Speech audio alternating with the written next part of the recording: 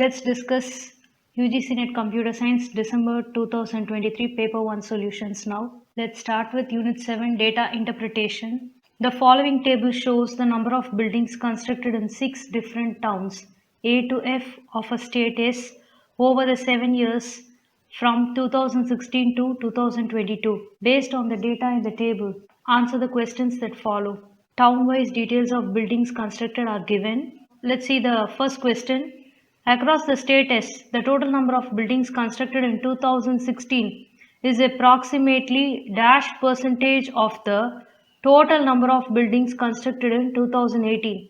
Here we need two numbers. One is the total number of buildings constructed in 2016 and the total number of buildings constructed in 2018 irrespective of the town. So they are asking it across the state. So now 2016 will have a value of, when you add 3000 plus 2500 plus 2960 plus 3448 plus 2040 plus 2272, we'll get 16 to 20. And the next year will be 2018.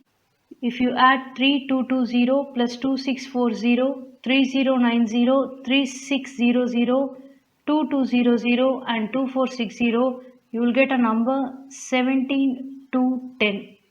Now just understand the question. They are asking the total number of buildings constructed in 2016 is approximately dash percentage of the number of buildings constructed in 2018. How will you literally translate this into an equation is 2016 is some x percentage of 2018. So just translate this mathematically. 2016 number is equal to x percentage of 2018. Now we'll just substitute the values.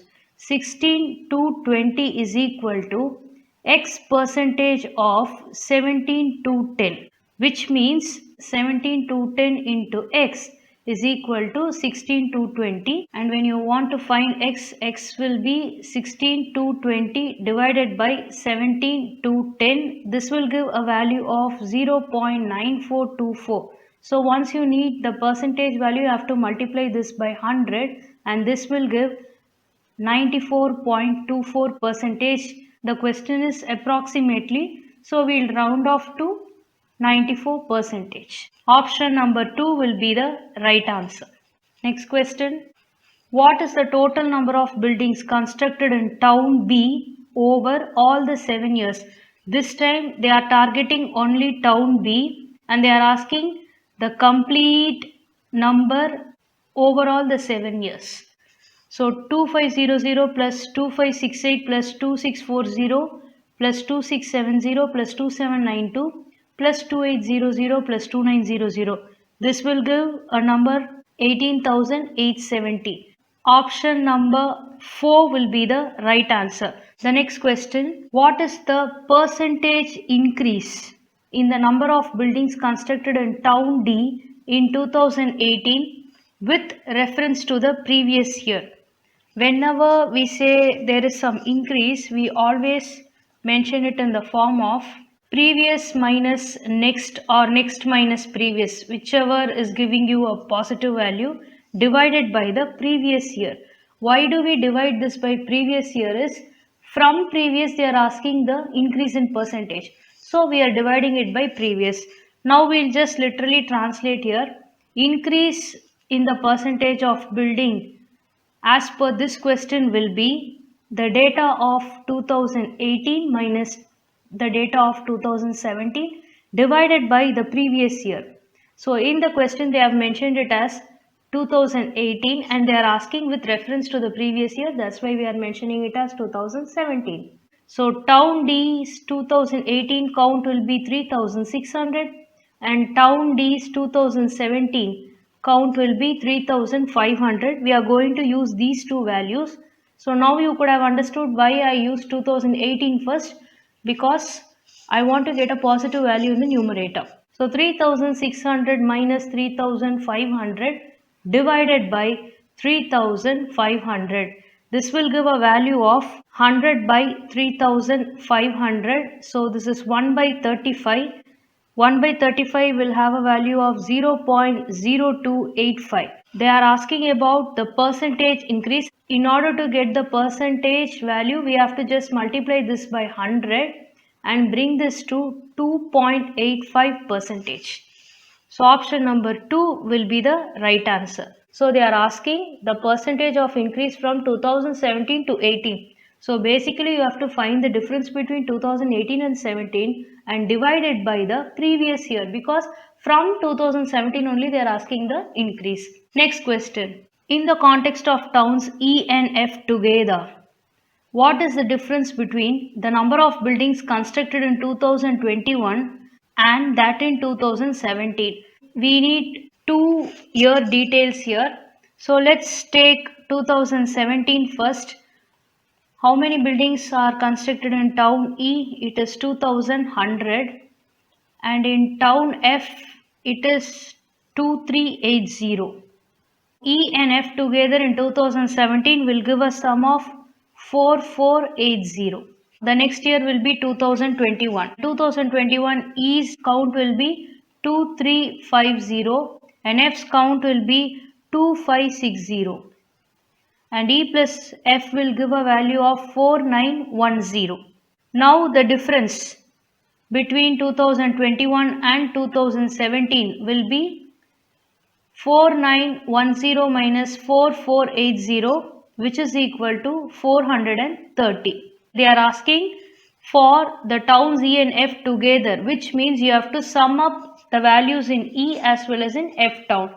Option number 3 will be the right answer. Next question. Total number of buildings constructed over the years from 2020 to 2022. These 3 years are taken here, is more than 8,500 in exactly dash towns. It means for all the 6 towns, you have to find the sum of 2020 plus 2021 plus 2022. So they are asking over this range, and we have to find the count whichever is greater than 8,500. So here we'll have this criteria, greater than 8,500. So let's find it for A.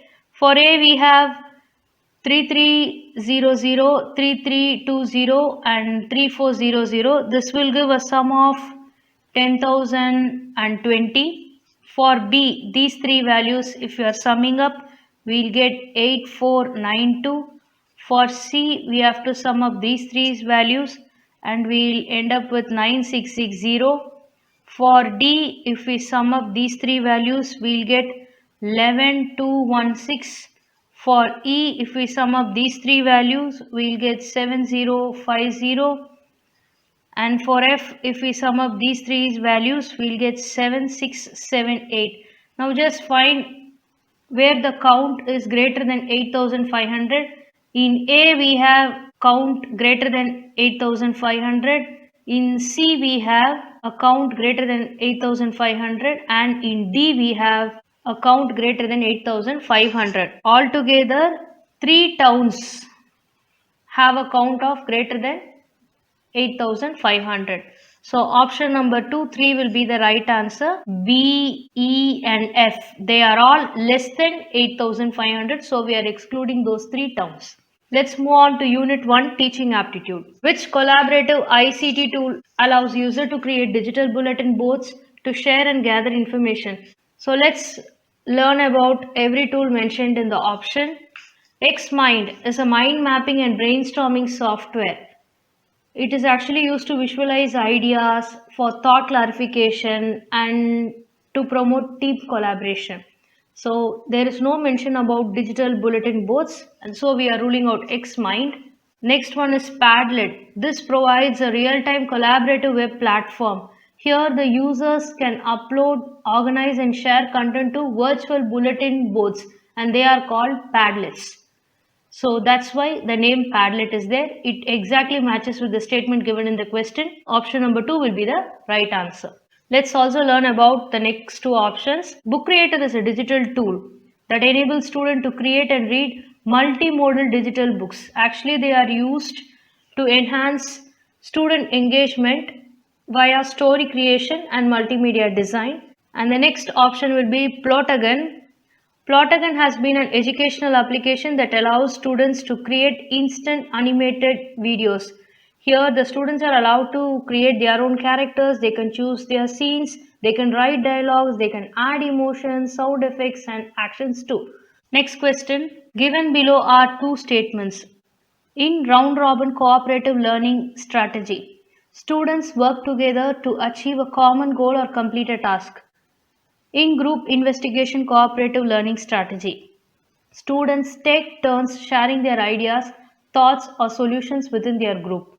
Actually, if you are a computer science background student or an aspirant, you can understand from round robin term that round robin is the one which gives share for every process.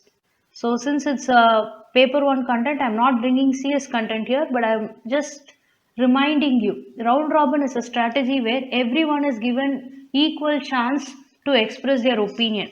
But that particular word is not given in this statement. The students take turns sharing their ideas is what round robin is actually meant for. Round robin strategy. Here a problem or a question is posed and it has the students go around the circle quickly sharing their ideas or answers. This technique is good one to use for brainstorming or to elicit quick responses from students. So everybody is given a turn to share their ideas and thoughts, which is exactly matching to the definition of statement 2. So from this I can say statement 1 is false. And next, about group investigation strategy. It's a method for classroom instruction in which students work collaboratively in small groups. So what do? They examine, they experience and understand their topic of study. So this says that they work together to achieve a common goal or complete a task. So again, this statement is not supporting the group investigation strategy and we are marking this to be false. Since both the options are false, we are going with option number 2. Both statement 1 and statement 2 are incorrect. Option 2 will be the right answer. Next question. Swayamprabha channel Kautilya is related to which of the following subjects? Swayamprabha is a group of 40 DTH channels currently. Previously, it was in some count of 30s, I guess. It is devoted to telecasting of high quality educational programs on 24/7 basis. The Swayamprabha website is updated with the details of all the 40 channels. You can have a look in the official website. To answer this question, I have just used this particular part. So let's go to channel 7, Kautilya. So just see the subjects: economics, commerce, and finance. So economics A, commerce C, finance D. A, C, D. Option number 3 will be the right answer. You can also find where mathematics is. Mathematics is in channel number 8. Then library science, it's channel number 5. Next question. In which strategy of cooperative learning, students are separated into an inner and outer circle? In the inner circle, students have a discussion and students in the outer circle listen to the discussion. So first we learn about snowball technique. This is an active learning strategy that helps students share and teach each other concepts and topics. It allows the students to work in groups and build their knowledge. They begin the activity individually, then they create larger conversational groups by doubling their group size. So here there is no mention about inner circle or outer circle. So we are just moving to the next option. We'll rule out snowball. Fishbowl technique. This is a strategy for organizing medium to large group discussions. Here they are separated into two circles. So students belonging to inner circle as well as outer circle. In the inner circle or what we call as fishbowl, students will have a discussion and students in the outer circle listen to the discussion and take notes. This is what this statement exactly means.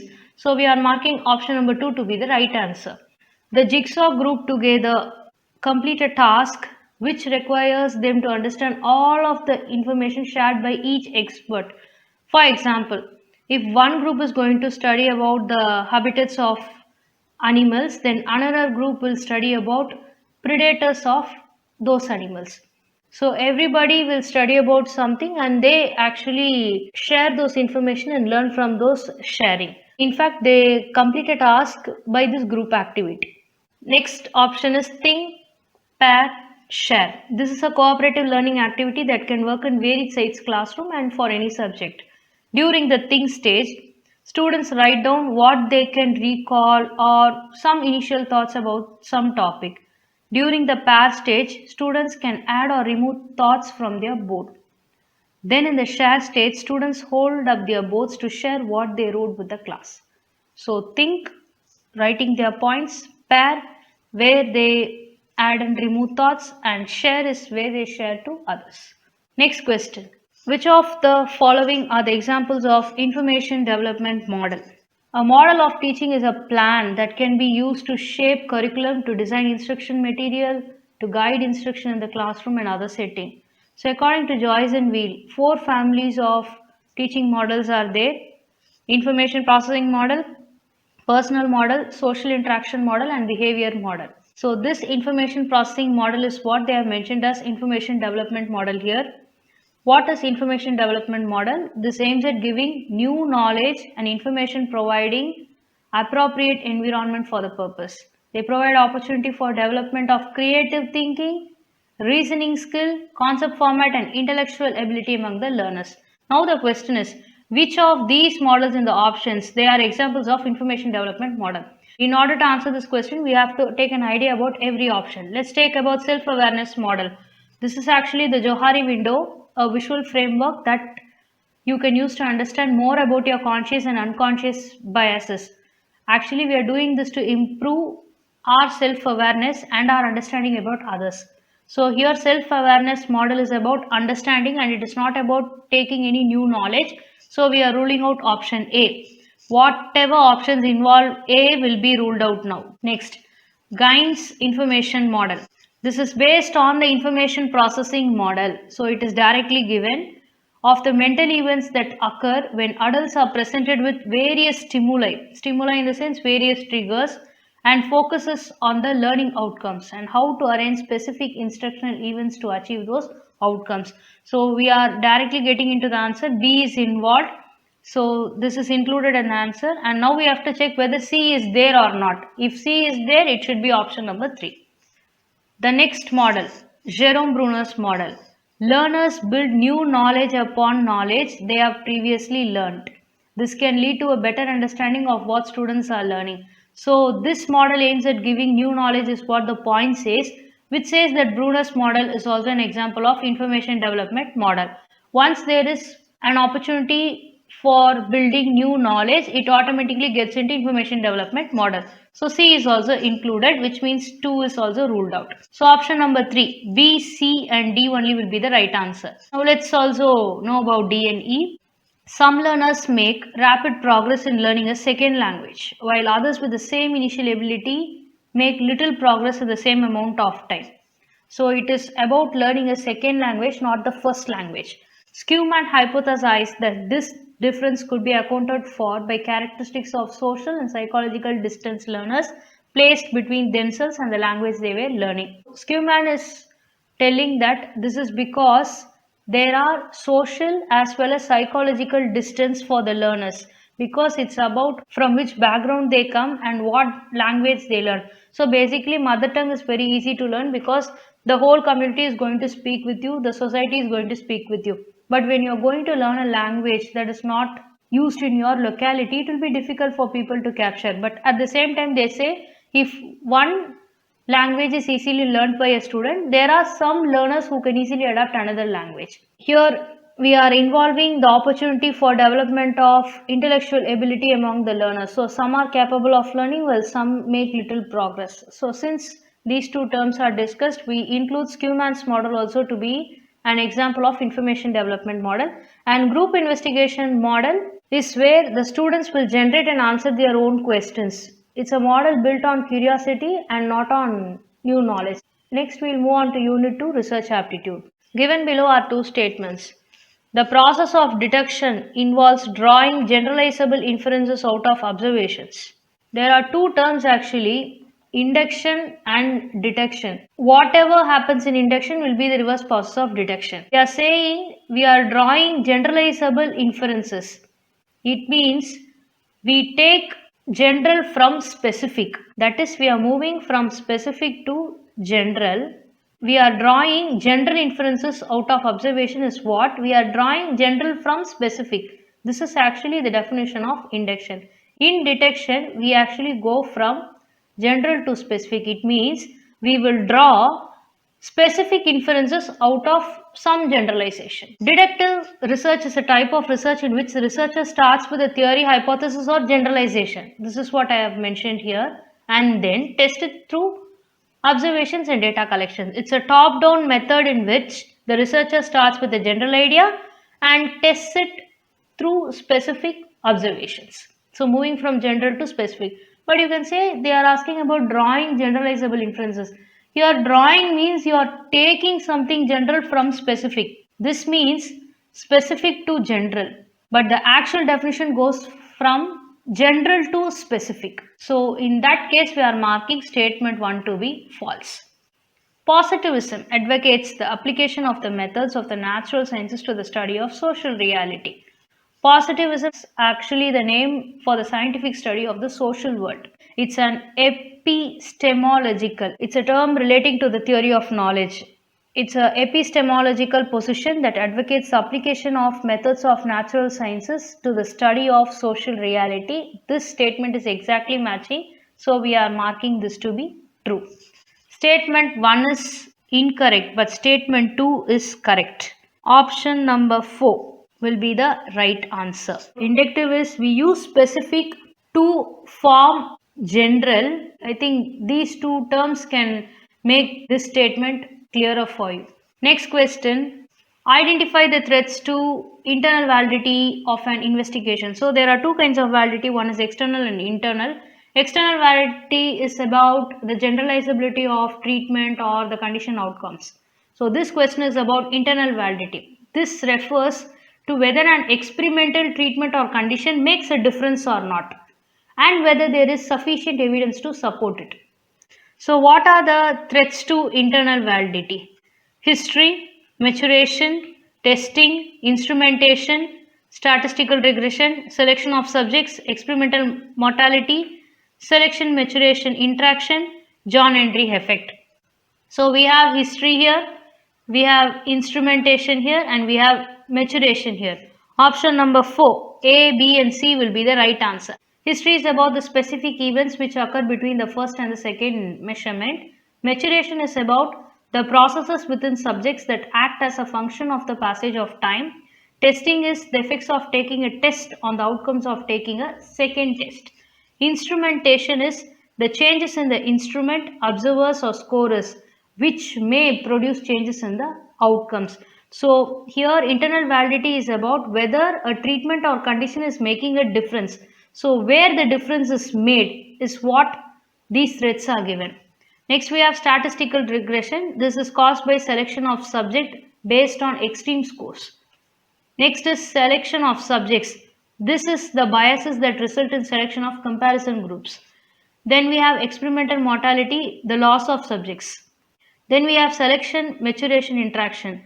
The selection of comparison groups and maturation interacting, which may lead to erroneous interpretation that the treatment caused the effect.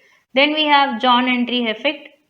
In fact, John-Henry was a worker who outperformed a mission under an experimental setting because he was aware that his performance was compared with that of a mission. So you can make note of all the other threats. Next question. Given below are two statements. Pearson's coefficient of correlation is a very useful measure of the strength and direction of the relationship between two nominal variables, and the coefficient of correlation always lies between 0 and 1.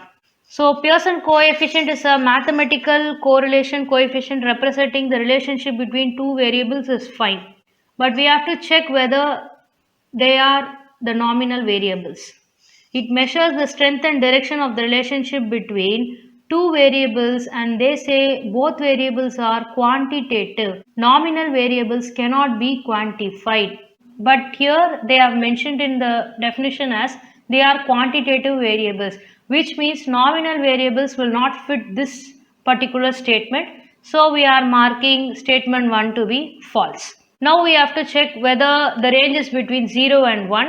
Actually, it is between -1 to +1. In the scale, if you take this is 0, this is +1 and this is -1. What is plus 1? It is a positive correlation, minus 1 is negative correlation, and 0 is representing no relationship.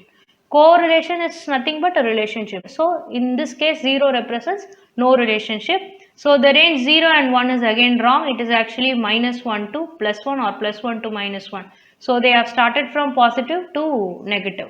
So here we can say that statement 2 is again false. Since both the statements are false, we mark option number 2.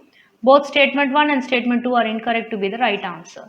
Next question. Which of the following refers to a method of sampling in which a core group of participants who are initially sampled for a research study recruit or recommend other potential participants? It means they say the participants who are sampled for the study, they actually recommend other participants. Now we will just see the options.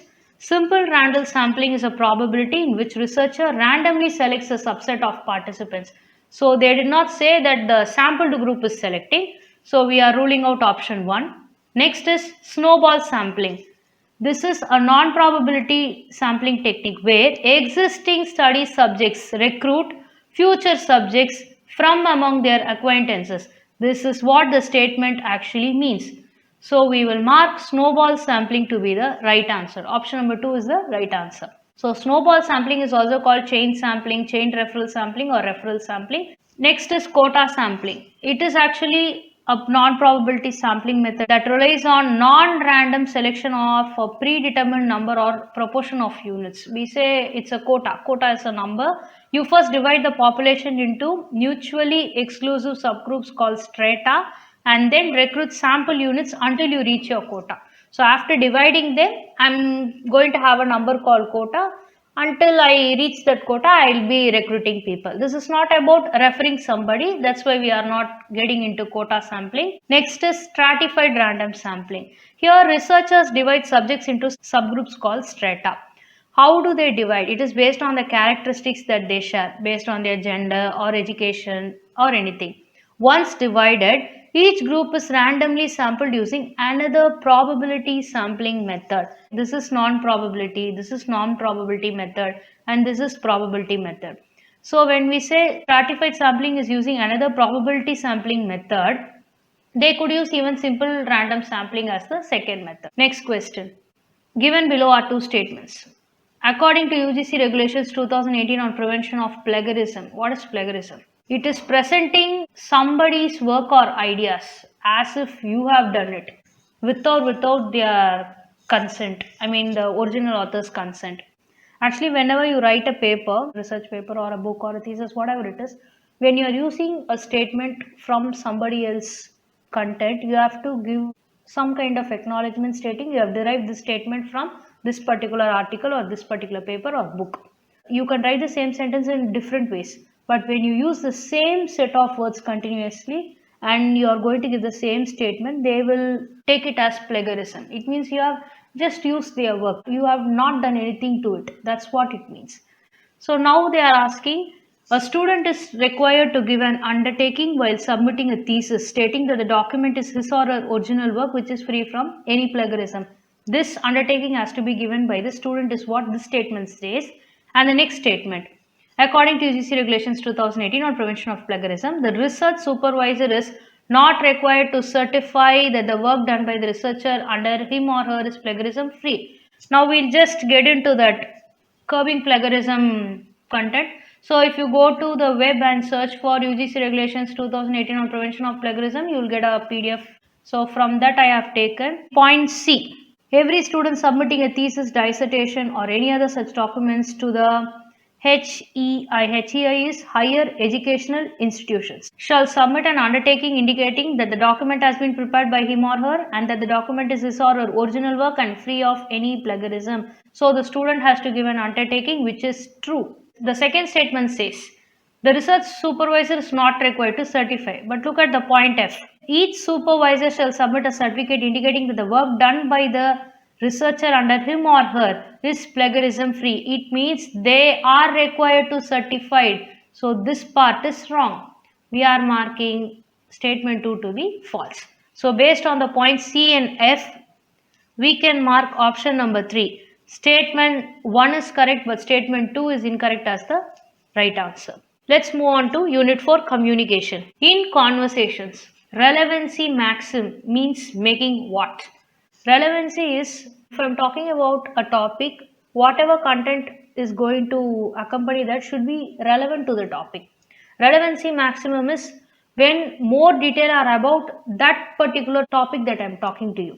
So let's see the meaning now. Metaphoric remarks are figurative or symbolic kind of remarks.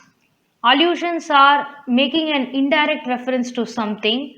Pertinent comments are actually the comments that are relevant to a particular topic or conversation. What are rudimentary comments? They are very basic or early stage comments, we can say. Here they are making some symbolic remarks, so we'll rule out this, and this is an indirect reference. Here relevancy maximum is you have to talk something relevant to that particular part. In conversation, when I am talking about a TV program or a particular reality show, all your content should be relevant to that. So in this way we are marking pertinent comments to be the right answer here. Option 3 will be the right answer. Maximum of relevancy in conversation. One should ensure that all the information they provide is relevant to the topic under discussion. It means you have to omit any irrelevant information. Next question. Failure to understand the cultural environment can lead to. When you don't understand a cultural environment, what happens? It can lead to many problems in communicating and understanding the intention of others if we don't understand the cultural environment. Failure to understand the cultural environment can lead to many problems in communication as well as in understanding. So whichever term from the option is going to give the meaning of this statement will be the answer. Now let's see about information richness. This is defined as the ability of information to change understanding within a time interval. This does not suit failure to understand cultural environment problem. So we are ruling out option 1. Next one is exhibitionism. It's about exhibiting your side. I mean, you show up yourself to others. So failing to understand something is not, you are not going to exhibit yourself to others. So this is also not relevant to this particular context. Next is highbrow communication. It is intellectual, academic, and often difficult to understand. Here they are saying failure to understand the cultural environment is about the culture of the environment you are in. It doesn't do with intellectual or academic purpose, so we are also ruling out highbrow communication. So what is miscommunication? It is the failure to communicate effectively is what they say there are many problems in communicating. Miscommunication is actually matching problems in communication.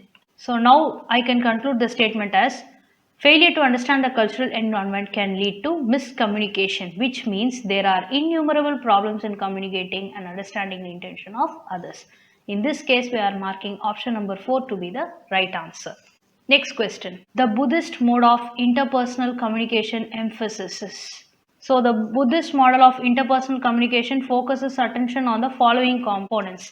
So first one is the sensitive use of language. What do you mean by unfettered? Unfettered means unrestricted. Unrestricted means it is opposite to sensitive. So A is ruled out. We'll take out A. Whichever options involve A, we are just removing. Next is truthfulness and verifiability of communication. So E is matching. The achievement of consensus and harmony through interaction. Consensus through interaction is there. D, E is involving. So the only option with D and E will be option number 3 will be the right answer. We'll even rule out 2. The frames of intelligibility we bring to the communicative event. So here they have given unintelligible moral frames. Here it's about frame of intelligibility. So this is also wrong. The next one, symmetrical relationships in communication. This is matching with C. Next is the importance of context of interface and clarification and justification of moral principles underlying social communications. So C, D and E, option number 3 will be the right answer. Next question, given below are two statements. Paralinguistic features express emotions and communicate personality traits.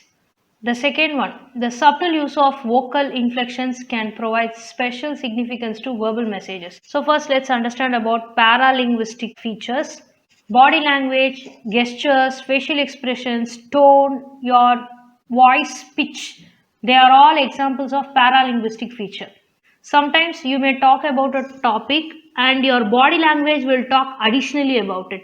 Even when you're talking something for namesake and your body language or gesture may tell that you are not interested to talk, then the other person will be able to understand.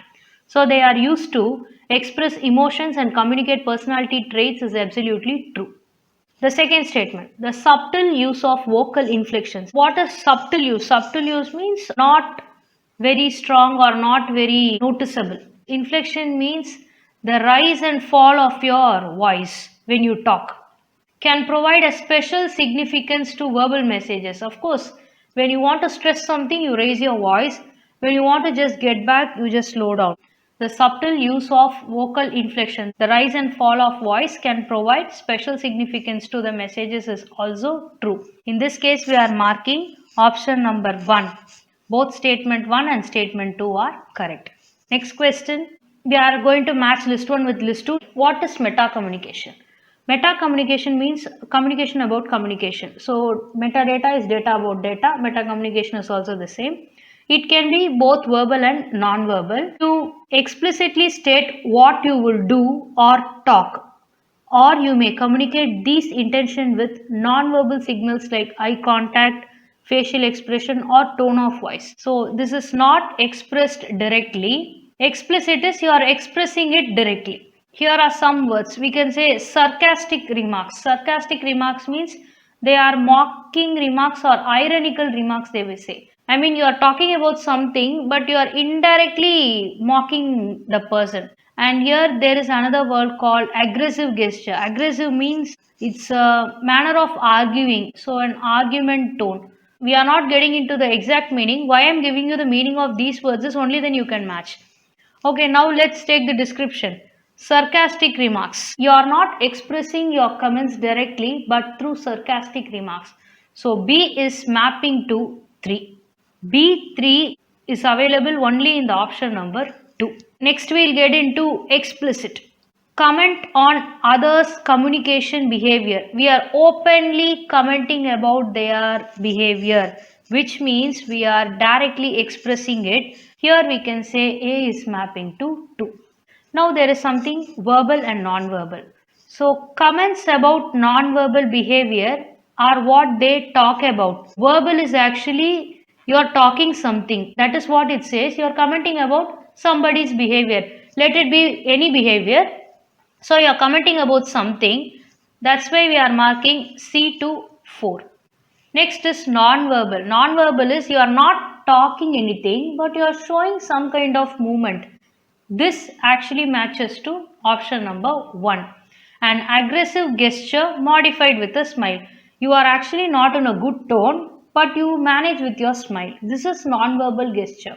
Gesture means some kind of movement that is expressing something from you. It can be a slight head movement or slight hand movement, something that you are expressing but not verbally but through your action. D to 1.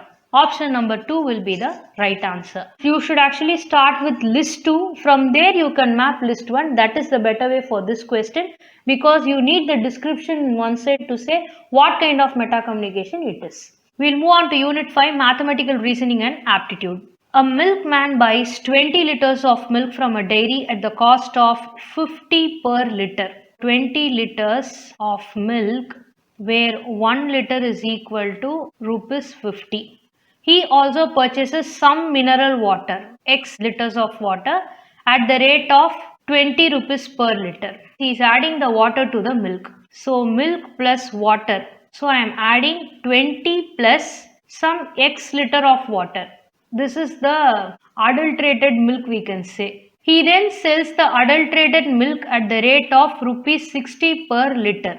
The sell price of this M plus W will be rupees 60 per liter and he makes a profit of rupees 400. Now the question is, what is the amount of water he added to the milk? They are asking how many liters of water did he buy. We have to find the value of X. Before finding the value of X, let's first understand what profit is. Say for example, I am making a product for 100 rupees and selling it for 120 rupees. What is my profit? 120 minus 100 which is equal to 20. So profit is nothing but the selling price minus the cost price, we can say. Since he is buying milk and water, I can say this is cost price. So now we have to find the sell price value. So what is the sell price given is rupees 60 per liter. The milk plus water together is rupees 60 per liter. This is the sell price. Now we know the value of milk. It is 20.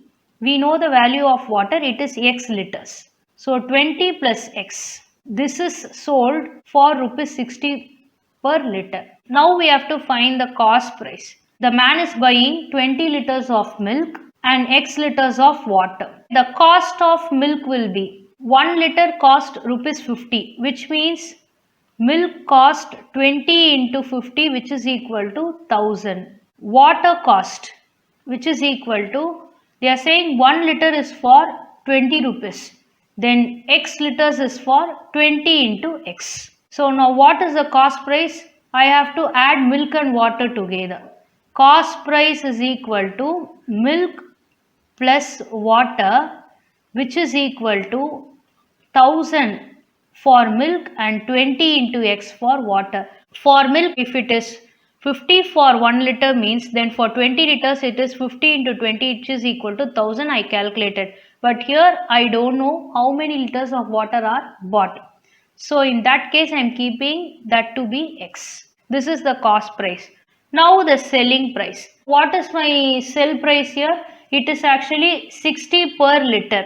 So 60 into the number of liters. So how many liters are actually there? 20 plus X liters are there. So the sell price will be 20 plus X number of liters into 60 per liter. Now let's take the sell price. 60 into 20 plus X minus the cost price is given as 1000 plus 20X. So I have to apply this minus inside. So 60 into 20 is 1200 plus 60 into X is 60X minus 1000 minus 20X. I cannot say this as minus 1000 plus 20X because I am taking this together as one unit. So now 1200 minus 1000 will be 200. 60X minus 20X to be 40X. Now they have given the value of profit also. So profit is 400. 400 is equal to this 200 plus 40X. So 40X is equal to 400 minus 200, which is equal to 200. X is equal to 200 divided by 40, which is equal to 5. So X is equal to 5, which means there are 5 liters of water in the adulterated milk. Now you can just apply this and see. 20 liters of milk added to 5 liters of water will be 25 liters together. Cost of 20 liters of milk is 1000. 5 into 20, this is 100. 1100 is my cost price. Now let's take the sell price. So 20 plus X is 25 into 60 is equal to 1500. This is the sell price. Now just minus sell price minus cost price. This will give you the profit of 400. Option number 3, 5 liter will be the right answer. Next question. Identify the correct sequence of letters which will complete the following letter series. So they have given AABCD 3 dash, then BCD 3 dash, then DCD 3 dash. Let me take the first option. It is ABA, ABC and CDD. Now we will substitute this and see. These colored ones are what I filled from the options. So this is option number 1. I am filling ABA here, then ABC here, then CDD here. In those 3 dashes exactly. Whatever is written in black is actually taken from the question. Now let's check whether this is forming a pattern. We have ABCD here. We have ABCD here. We have ABCD here. Then we have ABCD here. So what is the pattern is ABCD. Then we have AB, ABCD. Then we have BC, ABCD. Then we have CD, ABCD. Then it ends with D. So here is some pattern which has repetitive ABCD along with the starting and the ending is A and D. Then we have AB, BC and CD. Let's take the second option. Here I am filling ABC first, then ABA next, then CDD next. Now let's check this ABCD pattern is here. I cannot form a pattern again here. Here they are asking us to complete the letter series. Here there is no format. Double A is there, then BCD is there. Then A is there, then BC is there. I don't get a pattern here. Now let's check with the third one. First it's ABA, then ABD, then CDD. Here we can check it is ABCD, then we have ABCD is here, then we don't have that pattern repeating here. So again there is no pattern in option number 3 also. Let's check the last one. ABC, ADB, BCD. ABCD is there, you don't get it here, and again you don't get it here. The series is actually talking about a starting A, ending D. You have AB, BC, CD. In between you fill with ABCD, ABCD, ABCD and ABCD. This is actually giving a complete sequence, and so we are going with option number 1 to be the right answer. So whenever they give some sequence of letter, you check whether there are some repeating patterns similar to this. If you find the repeating pattern, make sure which option is actually satisfying that. Next question. Total monthly salary of a couple, husband and wife, is 2 lakhs. So let's take the salary to be husband plus wife. Their salaries are in the ratio 5:3. It means take a number x. So husband is earning 5 times of x and wife is earning 3 times of x. It means 5x plus 3x should totally give you 2 lakhs. 8x is equal to 2 lakhs. Then x is equal to 2 lakhs divided by 8, which is equal to 25,000. So the value of x is 25,000. From this x I have to find husband's salary. His salary will be 5 into x, which is equal to 5 into 25,000, 1,25,000. Then wife's salary will be 3 into x. 3 into 25,000 will give 75,000. When you add these two, you will get 2 lakhs totally. If husband and wife spend 40% and 20% of their salaries respectively, what is the ratio of their savings? Now we'll get into the spend percentage. So husband is spending 40% of 1,25,000, which is equal to 1,25,000 into 40 divided by 100. Let me take these two zeros. And so he is spending 50,000. Then wife is spending 20% of her salary, which is 75,000. So 75,000 into 20 divided by 100. We have 15,000. So first let's calculate the savings amount and then find the ratio.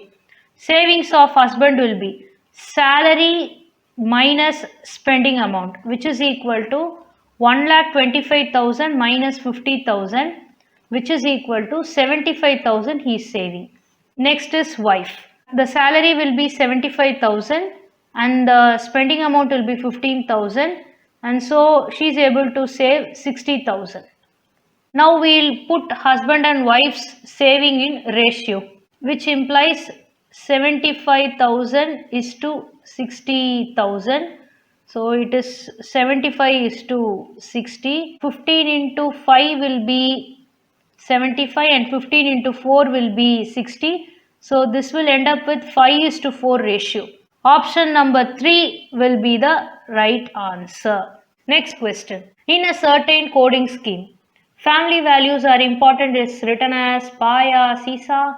Values are generally contagious is written as Yada, Jasa. Some diseases are contagious is written as Kada, Saru. What are the codes for contagious and values? From this question you can understand one thing. These codes are not in order. So let's take these three statements. So family values are important. It is Pa, Ya, Si, Sa. Next, values are generally contagious. It is Ya, Da, Ja, Sa. Now just find the similarity in these two statements. Values are there, values are there. The rest of the two words are different. Just consider only these two. Family is not present in the second one, generally is not present in the first one, important is not present in the second one, contagious is not present in the first one. So what two words are repeating here is ya, sa. From this I can say values are. It can be ya, sa. I mean values can be ya or values can be sa. But these two codes are repeating. We are picking out only these two. Now let's consider these two statements. Values are generally contagious. Ya, da, ja, sa. Let's take it separately. Then some diseases are contagious. Ka, da, sa, ro. Now what are the repeating words? Are, contagious are the repeating words. We don't have some diseases in the second statement and we don't have values in generally in the third statement. So are contagious. So again we have to find two similar codes here. One is da and another is sa. So are contagious. Da, sa.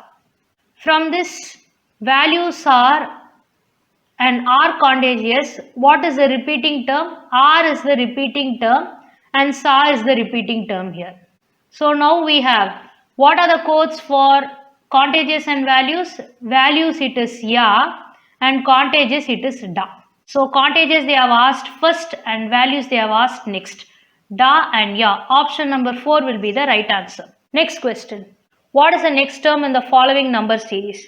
I have two ways to solve it. Let me take way 1 first. So let's take 3, 14, 39 and 84. 1 into 3 is 3, 2 into 7 is 14, 3 into 13 is 39, 4 into 21 is 84. So I am using 1, 2, 3, 4 consecutively here and now it is 5 into. And here the pattern is 3, 7, 13 and 21. Difference between these two is 4, these two is 6, these two is 8. Obviously the next difference should be 10 and the next number should be 31. So 5 into 31 will give 155. Option number 2 will be the right answer. This is one way of getting the answer. What is the other way? Just subtract. 14 minus 3 will give you 11. 39 minus 14 will give you 25. 84 minus 39 will give you 45. X minus 84 should give you what? So the difference between 25 and 11 will be 14. The difference between 25 and 45 will be 20. So 14 plus 6. Then 20 plus 6, the difference should be 26 here. When you add 11 to 14, I will get 25. When you add 25 to 20, I will get 45. When you add 45 to 26, I should get 71. So from this I can say x is equal to 155. Now just apply this. 155 minus 84 is equal to 71 and the difference is going to be 26. So in this way also I can get this answer. Let's move on to Unit 6, Logical Reasoning. Which of the following is arranged in order of increasing denotation? So we have the kingdom Animalia, then we have phylum Chordata, that is animals with spine. Then we have Mammalia giving milk to young. Then we have an order. Then we have the family able to digest cellulose. In Bovidae we have cattle, buffalo, bison, antelope. Then we have subfamily called bovine in which we have cattle, goat, sheep. Then we have genus Bos, wild and domestic cattle. And then we have a species called Bos taurus, that is the domestic cattle in Europe, Asia and Africa ancestry. Using this we will try to mark. They are asking in form of increasing. You have to start from the species to kingdom. If it is decreasing, it means from kingdom to species. So we'll start with cow here. Then from cow we get to the next category bovine. Then we get to mammal. So we are moving to the class. Then we'll move to the phylum with bony spine, which means they are vertebrates. Then we get to the kingdom Animalia, which is animal. This will be the increasing denotation. Option number 1 will be the right answer. So always study from the kingdom to the species, that will help you. So start from animal. So we get into vertebrates. We have classification called mammals, and in mammals we have this bovine and in this bovine we bring in cow.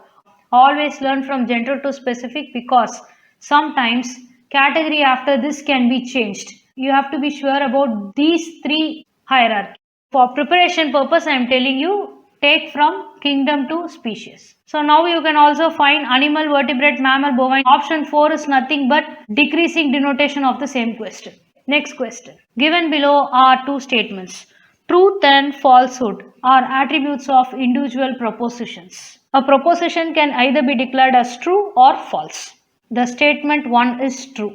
Truth and falsity are attributes of individual propositions. Now the statement 2. Validity can be attributed to any single proposition by itself. What is an argument's validity? It refers to the relation between the set of propositions where we call them as premises and one proposition that serves as the conclusion of that argument. So usually in logical reasoning we come across premises and conclusion. So a set of propositions will be there, they will be treated as premises. Based on the premises you will have a conclusion. If the conclusion follows with logical necessity from the premises, we can say it's a valid argument. Only when there is a premise and the conclusion follows that premise, I can say the argument is valid. In any case, if we take, we need at least two propositions, at least one as a premise and another as conclusion. Only then we can talk about validity. Therefore, validity can never apply to a single proposition by itself because the needed relation cannot possibly be found without any proposition.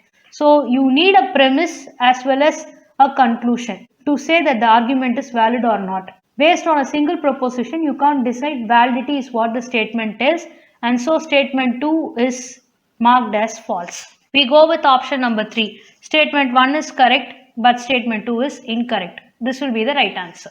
Validity and invalidity are attributes of argument. It means an argument can either be valid or invalid. Just like a proposition can be true or false, an argument can be valid or invalid is what they mean by attributes of argument. Next question. Which fallacy is committed in the following argument? Let's see the argument. The universe must be spherical in form because all its constituent parts are spherical in form. Since the parts are spherical, they say the universe must be spherical on the whole. Now we learn about each fallacy in the option and then find which fallacy is committed. Circular reasoning or circular argument. It's a fallacy in which the reasoner begins with what they are trying to end with. It means the argument comes back to its beginning without proving anything. Here they are not coming back, but they are saying something about since it is true in parts, it is true as a whole. Circular argument will not fit here. Next one is red herring. This is an attempt to redirect a conversation from its original topic. Such thing is not happening here. Next we have slippery slope. A course of action is rejected because with little or no evidence, one insists that it will lead to a chain of reaction resulting in undesirable end. It means a person makes a claim that one event leads to another event and it comes to some kind of terrible conclusion. Here they are not talking about some terrible conclusion. One event leads to another. Here nothing is leading to another. They are talking about something in whole and something in part. So we can also rule out slippery slope. The last one. The fallacy of composition is an informal fallacy that arises when one infers that something is true of the whole from the fact that it is true of some part of the whole. So some part of the whole and this is something of the whole. So this exactly matches the definition. So we are marking option number 4, fallacy of composition as the right answer. Next question. Given below are two statements. The statement, Pradeep's mind is a cave. It's a colon here. Deep, dark and full of bats. This is an analogy which is only descriptive in nature. The second statement says, Pradeep's mind is a cave, semicolon, deep, dark and full of bats is an analogy which contains an argument. Now let's find what's analogy. It's actually a comparison between two things to show that they are similar. So what happens here is they are comparing Pradeep's mind to a cave. In logic, it's an inference or argument from one particular to another particular. So from Pradeep's mind to cave. Statement 1 is an analogy because this compares Pradeep's mind to a cave, highlighting the characteristics of being deep, dark and full of bats. This is not presenting any argument or this is not making any claim, but it's generally giving a comparison which is just descriptive in nature is perfectly true. What is arguing by analogy? This is claiming that because two things are comparable, what is true for one is also true for the other. Here it's a cave, deep, dark, and full of bats. Here there is no argument. If you want to argue, you have to say if one is true, the other should also be true. In that case, only we can say it's an argument. But here we have nothing to do with argument. So this is not an analogy with an argument. We mark this statement to be false. This is an analogy but does not contain an argument. Option number 3, statement 1 is correct but statement 2 is incorrect will be the right answer. Next question. Given below are two statements. Nyaya syllogism has 3 propositions. Aristotelian syllogism has 5 propositions. In fact, the number has been changed. That's all I can say in short. So we have seen about Nyaya syllogism and Aristotelian syllogism in some other question paper. So let me keep it short. Whatever is needed for this question, we will see. Nyaya inference or Anumana consists of 3 propositions, but Nyaya syllogism consists of 5 propositions, where 4 propositions are treated as premises and the 5th one will be the conclusion. So hope you remember these 5 terms. The first one is Pratishna or proposition, the second one is Hetu or the reason, the third one is Udharana or explanatory example, the fourth one is Upanaya or the application, the 5th one is Nigamana or the statement of the conclusion. So it has 5 propositions. Here they have mentioned about syllogism and that's why we are picking this. Next, Aristotelian has 3 propositions. The first 2 are the premises and the third one is the conclusion. That's why I said the number has been exchanged here. So both the statements are false. We mark option number 2. Both statement 1 and statement 2 are incorrect to be the right answer. Let's move on to Unit 8, Information and Communication Technology. Which of the following is an online storehouse of all academic awards like certificates, diplomas, degrees, mark sheets, etc.? What is SWAYAM? It's an Indian government portal for free open online course platform providing educational courses for university and college learners. It is not a storehouse, so we'll rule out SWAYAM. What is National Digital Library? This is a virtual repository of learning resources. I mean, it's not just with the search or browse facility, but it provides a host of services including textbooks, articles, videos, audiobooks, lectures, simulations, fiction, and all kinds of learning media that are helpful for the learners community. It talks nothing about the awards or certificates, etc. So, second option is also ruled. What is National Academic Depository? We'll see the fourth option first. This is a 24/7 online storehouse of all academic awards. Your certificates, diplomas, degrees, mark sheets, etc. duly digitized and lodged by academic institutions or boards or eligibility assessment bodies. Option 4, National Academic Depository will be the right answer. Then what is National Academic Library? This is a national library specializing in academic publications. Next question. Identify the correct sequence of the missing units of data A to D that can be used to represent the size of a file as it changes in size. The units of data increase in size from smallest to largest as given below. What is 1 bit? When we say 1 bit, it is either a 0 or a 1. So this binary digit is in short called as bit. 4 bits make 1 nibble. So the next category will be D nibble. Then 8 bits make 1 byte. Where is byte in A? Then we have 1024 bytes to 1 kilobyte. Now you have the order of KB, megabyte MB, gigabyte GB and terabyte TB. So whatever is needed for this question, that part alone I have given. So after KB we have MB, then we have GB, then we have TB. So MB is in C and GB is in B. DACB. Option number 1 will be the right answer. Next question. Given below are two statements. Wiki is usually represented in reverse chronological order, whereas blog has a structure determined by content and users. You have seen Wikipedia, I suppose. Wikipedia is a place where the users arrange the content in some structure. If you take a movie, You can see details about the director, the music director, everything, and then you can go and search similar genre movies or the movies published in a particular year, everything. So the structure is determined by content and users in wiki. If you take blog, here, for example, the current year is 2024. Whatever entries so far in Jan or Feb will be there. Then it will have 2023. From Jan to December, it will have entries. Reverse chronological order means from present to the past. And this case is true for blog and not for wiki, while this case is true for wiki and not for blog. So statement 1 is false. Statement 2. Blog is usually personal or someone's opinion, whereas a wiki is usually objective. This is absolutely true. Objective in the sense they have neutral point of view without any bias. They just make content for the user so that anybody can come and use it. But blog is not so. Blog is somebody's opinion. In Wikipedia, you have to describe the movie as per the context of the movie. But in my blog, I can change it as per my opinion. So statement 2 is true. Option number 4 will be the right answer. Next question. Which of the following statements A to E about firewalls in computer networks are true? So let's learn something about firewalls and then get into the question. A firewall is a computer network security system that restricts internet traffic into, out of, or within a private network. This software or dedicated hardware software unit functions by selectively blocking or allowing data packets. So this is not only a complete software but also a dedicated hardware cum software.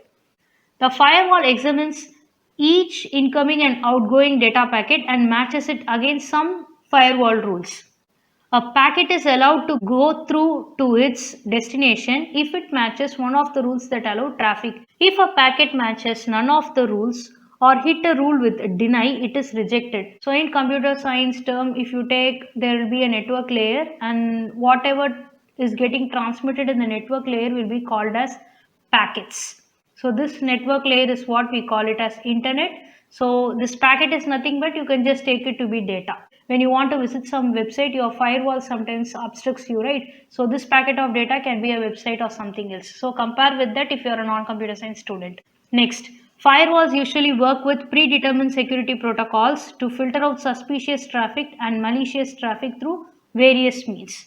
Firewalls are only available as hardware devices and only examine traffic entering a network. Not so. They are available as both software and hardware. The question is asking about true statement. I can say A is false. Wherever A is there, I rule it out.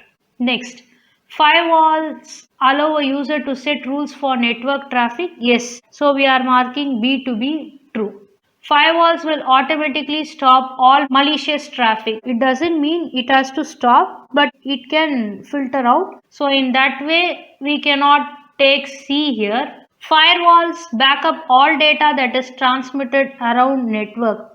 Actually, firewall configuration can be backed up. Firewall cannot back up all the data. Only the configuration can be backed up. So D is also not there. Firewalls can be used to block access to certain websites. E is true. In this case, we mark option number 2, B and E only to be the right answer. So third one is also ruled out. Next question. Match list 1 with list 2. List 1 has automatic data capture method and their description is given in list 2. What is OCR? Optical character recognition. OMR is optical mark recognition. RFID is radio frequency identification. MICR is magnetic ink character recognition. MICR will be mapping to system that reads characters printed in a special ink, for example the characters written at the bottom of the bank check. D is mapping to 2 and that is only available in option number 3. So option number 3 will be the right answer. Next, coming to RFID. So the use of minute electronic devices containing microchip and antenna that can read from distances up to few minutes. That is the purpose of RFID. So C is mapping to 4.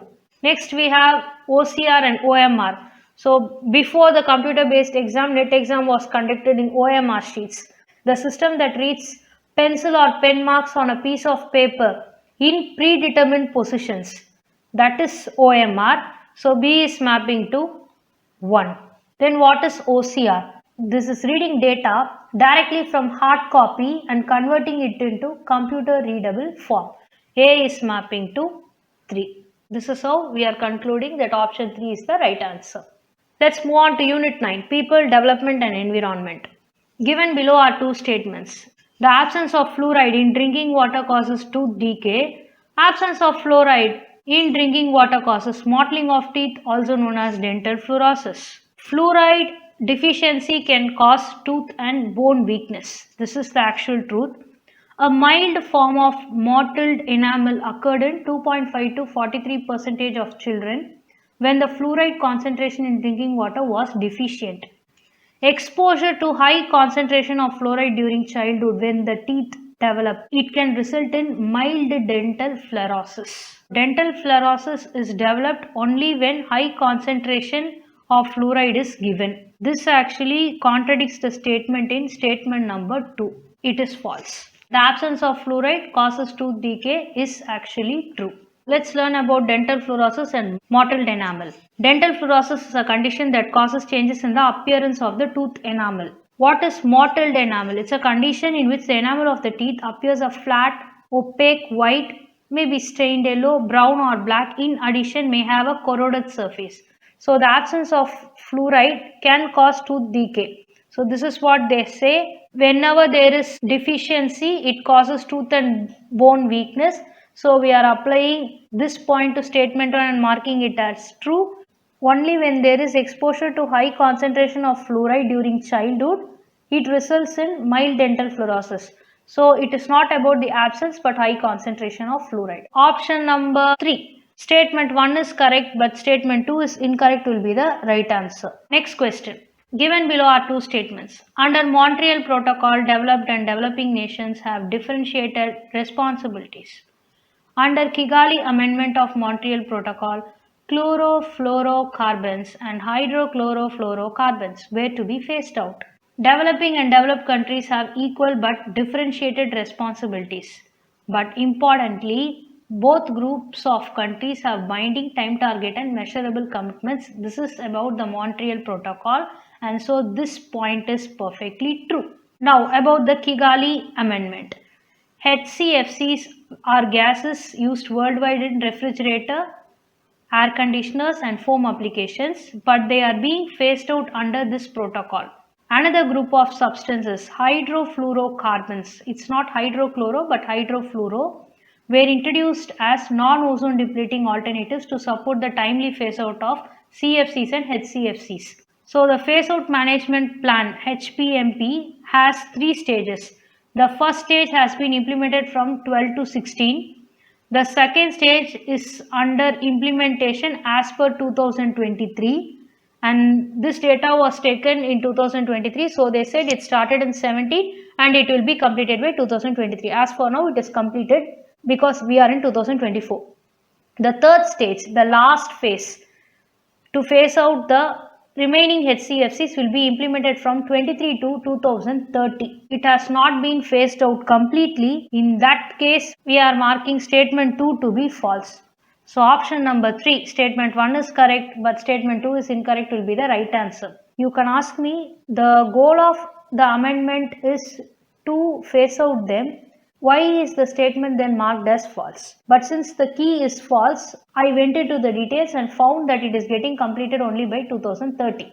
Maybe that could be the cause for a false answer here. Next question. Naturally occurring volatile organic components generally oxidize to form carbon monoxide and carbon dioxide. Anthropogenically emitted VOCs. Anthropogenically means because of humans. They play an important role in the formation of smog. Smog is smoke plus fog together. It's a air pollution that reduces visibility. You cannot see what is coming in front of you. Both the statements are perfectly right. Option number 1, both statement 1 and statement 2 are correct will be the right answer. Next question. This question has already been asked in some other question paper. Which of the following gases has the maximum contribution to global warming? So here's the order. I have not included the percentage. So first place goes to CO2. So the maximum contribution will be carbon dioxide. Option number 4 will be the right answer. The next we have methane. the second place. Then we have nitrous oxide, then we have hydrofluorocarbons, then we have perfluorocarbons, then we have sulfur hexafluoride. Next question. Which of the following are true about persistent organic pollutants, POPs? So let's learn about them. POPs are hazardous chemicals that threaten human health and planet's ecosystem. They remain intact for a long time, distributed throughout the environment, accumulate and magnify in living organisms through food chain. And since they are accumulating in living organisms, they are toxic to both humans as well as wildlife. The most commonly encountered POPs are organochlorine pesticides such as DDT, industrial chemicals, polychlorinated biphenyls PCB, as well as unintentional byproducts of many industrial processes, especially polychlorinated dibenzopidioxins PCDD and dibenzofurans PCDF, commonly known as dioxins. We have a term called VOCs. So what is the connection between VOCs and POPs? VOCs or volatile organic components are a broad class of chemicals that are commonly released into atmosphere from various sources such as paints, solvents and fuels. Here they have given a point. Not all VOCs are considered to be persistent organic pollutants. So which says option C, they are examples of POPs is wrong. They are asking about true statement. Whichever options involve C, just rule them out. Option 3 will be the right answer. Now we'll just understand the options. They are extremely widespread and occur from tropics to Arctic. It means they are extremely widespread. They say it remains intact for a long time and widely distributed throughout the environment. So this point is true. They accumulate in food webs and reach toxic concentration. Yes, this point supports that it is true. They are widely used as flame retardants and in deodorants. It is true. Some chemicals used in making non-stick, waterproof and stain-resistant products are categorized as POPs. This is also true. Let's move on to Unit 10, Higher Education System.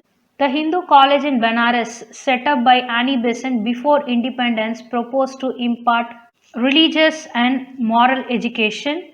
Option number 2 will be the right answer. Next question. Which one of the following universities was the largest in the initial years of Lord Curzon's regime? It is of course the University of Calcutta. Option 1 will be the right answer. Next question. Which of the following were the recommendations of the first educational conference held at Shimla in 1901? The points that emerged as the result of 1901 conference will be: the British government will be continuing to control every item in Indian education. Public instructions will be established as and when needed. The central government will have complete control over Indian education. The British government will spend more money on education. Since no Indian was a part of the conference, Indians took it as a conspiracy against them and hence none of the recommendations were implemented. But in the consecutive year, the recommendations of the Commission 1902 included regulations for reformation of university senates in Indian universities, greater representation of affiliated colleges, stricter monitoring of affiliated institutions by the universities. And recommendations were also made for reform in school education, curricular reforms at university, recommendations on education and examinations, research as well as student welfare and state scholarship. Now let's check the point. Appointment of only Indians as vice chancellors of Indian universities. They said the British government will be continuing to control it. So this point was not considered. Importance to teaching and research in Sanskrit. Actually, this was before independence. English would have been given the preference. Sanskrit would have not been considered by the British government. So in this case, we can easily mark option B to be wrong. When you exclude option B from the options, you can easily find option 3 to be the right answer. Now let's check C. A thorough reform of Indian university. Yes, it is right. Appointment of a Director General of Indian Education. Coordination of rules for examination. We can get from this point. So C, D and E are there. I couldn't get the exact set of details about the conference. So all I could collect is only this much. If you get more than this, well and good. You can even share the link in the comments. For this A point, I can say when no Indian was a part of the conference, how come a British government appoint only Indians as vice chancellors? With that aspect also, you can mark A to be wrong. Next question. Which of the following are the administrative reforms in universities suggested by the National Knowledge Commission? So we have to practically think about this. Appointment of vice chancellors based on their academic and administrative credentials is possible. Then we have depoliticization of appointments. This is also there. Centralized control of universities. Usually they will say to decentralize the control. I mean, each state should be given its own control. Such suggestions have only been there. So this might not be a valid suggestion. So any option that includes A and B will be 1 and 4. So let's rule out 2 and 3. Now we have to check whether it is C or E. Next, restrictions on academic freedom must not be a suggestion. Creation of a good research environment will definitely be there. So keeping these 3 points in mind and only 3 options are included for the right answer, we are excluding option C also. A, B and E. Option number 4 will be the right answer. We will rule out even option 1. Next question. Given below are 2 statements. The monastery of Vikramasila possessed a university with 6 colleges. Vikramasila was a well-known center of Tantric Buddhism and attracted students from other countries. Vikramasila was an international university. So obviously it will have students from other countries. It had 108 temples and 6 college buildings, which supports statement 1. So statement 1 is true. The university was known as a center of tantras. It is supporting this. Along with Nalanda, it was one of the 2 most important centers of higher learning in India during Pala Empire. These universities were international universities as they attracted scholars from neighboring countries, which also supports this part. Attracted students from other countries. So both the statements are true, which means option number 1, both statement 1 and statement 2 are correct will be the right answer. Let's move on to Unit 3 Comprehension. Read the following passage and answer the questions that follow. Bharat, the country of historical values and sentiments overflowing with cultures and religions, changes with every mile, but is still known for preserving its rich cultural heritage. Moving towards global tourism, the Ministry of Ports, Shipping and Waterways recently created an experience for people that brought forth the historical, cultural and religious significance of our rivers. In January and February, the global tourism and cruise sector. What is cruise sector? It's about the leisure travel and tourism sector. Was abuzed with the news of the world's longest river cruise, MV Ganga Vilas. Abuzed means it's filled with some talks. So it's filled with the news of the world's longest river cruise, MV Ganga Vilas. The cruise covered nearly 32,000 kilometers over 51 days, crossing 27 river systems across 5 states and 2 countries via the Ganga-Brahmaputra river system. Starting from the heart of Uttar Pradesh in Varanasi to Dibrugarh in Assam, it had several stops and visits to nearly 50 locations. River cruise means it's a journey along inland waterways. I'm just marking the words for which the meanings have been given. The Act East policy of Prime Minister Narendra Modi and the focus on developing the national waterways made this historic voyage a reality. It was also a true demonstration of Atmanirbhar Bharat, self-reliant India. So they have given the meaning. With a domestically manufactured vessel, a fully Indian crew, Indian decor, Indian cuisine, Indian art and craft, and products being showcased. The vessel with a zero discharge policy. Zero liquid discharge means it's a classification of water treatment process intended to reduce wastewater efficiently and produce clean water that is suitable for reuse. So this is zero discharge policy. Also used the Indian Oil Corporation manufactured green fuel with the dolphin deterrent device. So what is that device? It's an equipment able to keep the dolphins away from the fishing nets. Now let's answer. The following are true about the country Bharat. It does not preserve its cultural heritage. No. It is overflowing with culture. Of course. It does not have a variety of religions. It is false. It's a country of historical values. Yes, it is true.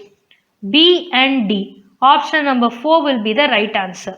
Being an Indian, you cannot mark A and C to be true at any cost. Okay. Next question. Which of the following is correct about MV Ganga Vilas? It's a tourist spot. No. It started from Haridwar. It covered nearly 32,000 kilometers over 51 days and not 27 days. So this is also wrong. So it is the world's longest river cruise. So option number 3 will be the right answer. Next question.